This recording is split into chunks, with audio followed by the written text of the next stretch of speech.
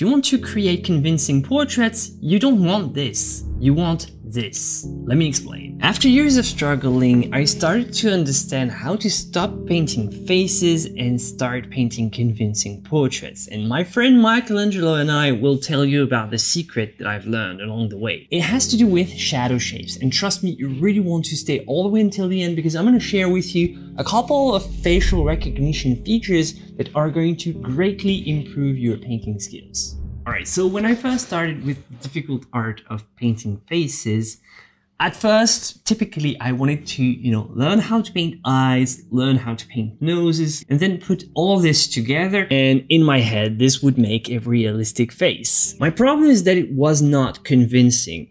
Yes, it was a face, but there was no likeness. Because the problem with likeness is that the slightest shift of, let's say, an eye, a fraction of a centimeter to the left, or a fraction of an inch to the right, pushing the nose, or bringing the eyes slightly further apart or slightly more together, completely ruins the likeness. Just because you know how to draw or paint an eye doesn't mean that you can draw the eye of your model convincingly. So when I realized this, I realized that I had to figure out how to work on likeness without worrying too much about how to paint eyes, noses individually. And then I thought about a quote by my very friend here, Michelangelo. A man paints with his brain, not with his hands. And I was like, okay, think, Florent, think. How come we can recognize somebody even if their eyes are completely in the shadows? Actually, right here, you don't see a lot of the details, but you can still recognize that it's my face.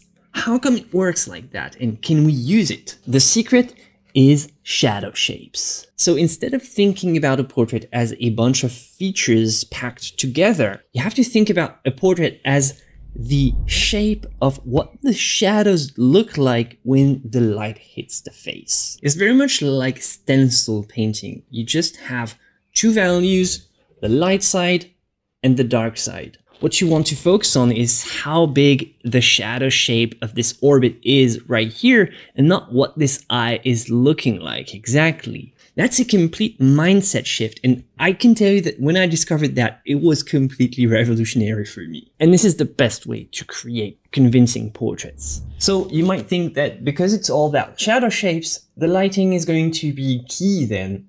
And you'd be right. Yes, lighting is key. It really helps if you can have a very wide, soft, diffuse light source. Usually a single light source works much better to create this classical look. A window with natural light might also work. A natural skylight might work. Ideally, you want something at a 3/4 angle to your subject, wide and very soft and diffuse as much as you can, and neutral in temperature if you can to get better color accuracy. So every time you have the choice, try to go for this kind of light. But there is a problem here. How do you do when you don't have this type of ideal setup? Can you use the shadow shapes if, for example, your model looks like that?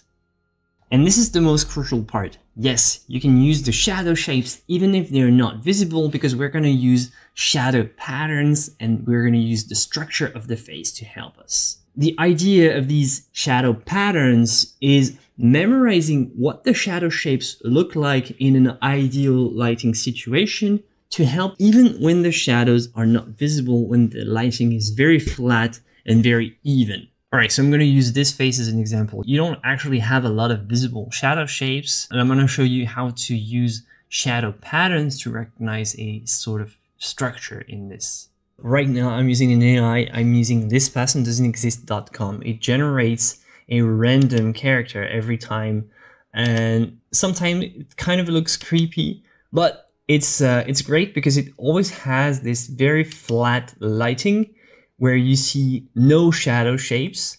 So I'm going to use it just for this demonstration. So the first pattern you want to memorize is this one when the light is front facing. In this example, it's more visible. Typically, this would be the pattern that you want to memorize at first when the light is facing front. So you have to imagine that the light source is directly above the head of the person.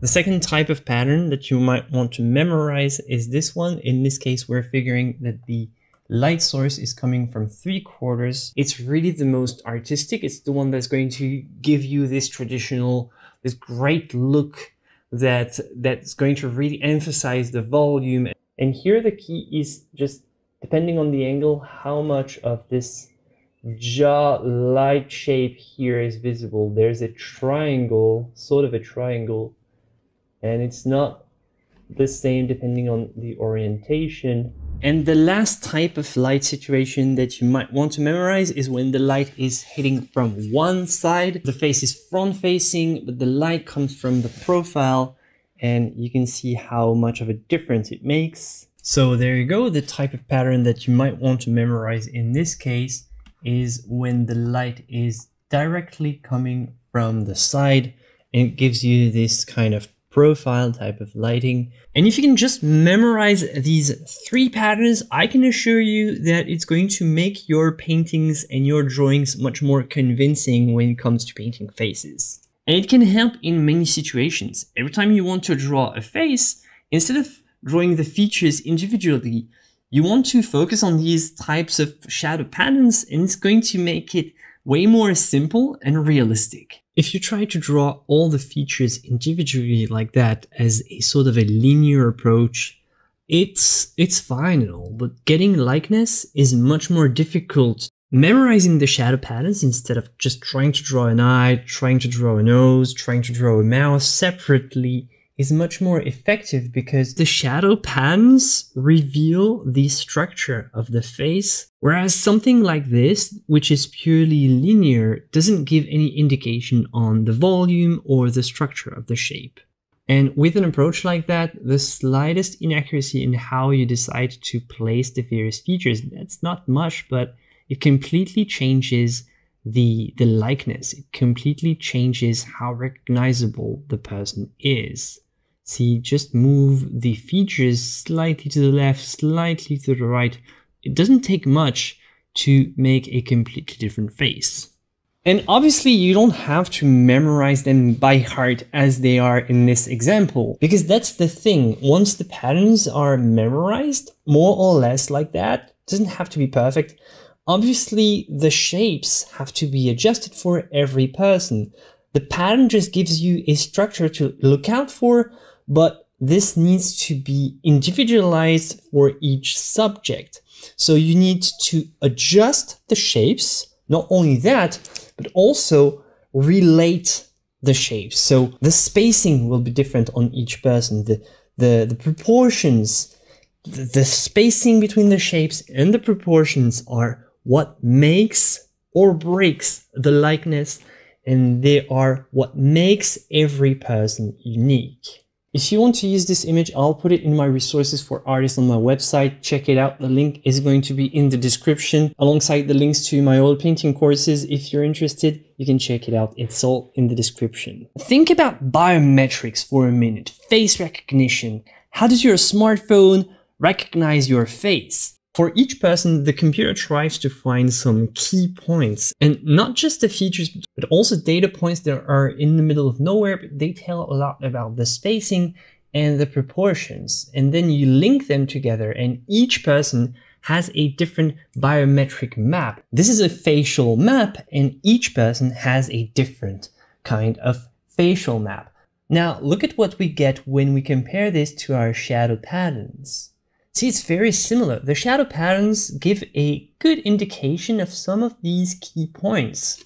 And the great thing about shadow patterns is that they're not only about eyes and nose and mouth, but also about the spacing between the shapes. Interestingly enough, there is a lot happening in the shadow shapes that the facial map doesn't reveal. The facial map is very boring. You couldn't make a drawing with that. But with the shadow patterns, you have a lot of information about the flesh, the bone structure, the parts that are more wrinkled. And this is all stuff that a facial map would not reveal. You couldn't make a good drawing or a good painting with a facial map, but you can definitely make an amazing drawing with shadow shapes and shadow patterns.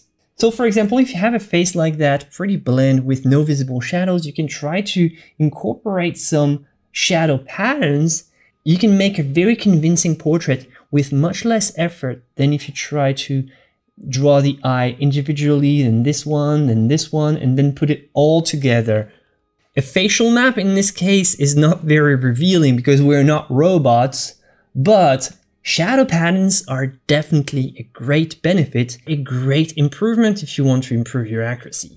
And to illustrate that, I would like to tell you about an error that I made for this portrait right here. I didn't have very visible, very useful shadows, and I tried to paint it without thinking about shadow patterns at first. And you can see that my first attempt was pretty mediocre. The face was good and all, but not very convincing. So it looks like something. There is an eye, there is a nose, there is a mouth, but there's no cohesiveness, and it doesn't look like someone. And during my second attempt, I decided to really think about the shadow patterns and make them more apparent. In reality, on my model, I couldn't see the shadow shapes very well, but I decided to exaggerate them slightly to make it more easy for me to recognize the structure of the face and reinforce what makes a character unique. So give it an appearance and a feeling that it looks like a real person. The goal here is to make something convincing, not just to create any face, but make a face that actually looks like someone. Okay, so quick recap. First, observe the shadow shapes. Instead of the features of the face, what you want to focus on is the shape of the shadows, the edges, and the difference between light and dark. If you can't see the shadow shapes, try to memorize shadow patterns and use these shadow patterns to capture the structure of the face. Once you have this and once everything is in place, adjust the shapes, adjust the edges of the shadow shapes, adjust the proportions between the shapes, the angles, use comparative measurements until you have a decent likeness and until your portrait looks convincing. So observe, adjust, and relate. What matters is not the features individually, but how the shapes connect to each other to form a cohesive unit. All right, so this is it. This was a very helpful discovery for me, so I wanted to share it with you alongside my friend Michelangelo right here. I'll see you for the next one, and until then, have fun painting, and as always, joy and inspiration to you, my friends. Bye.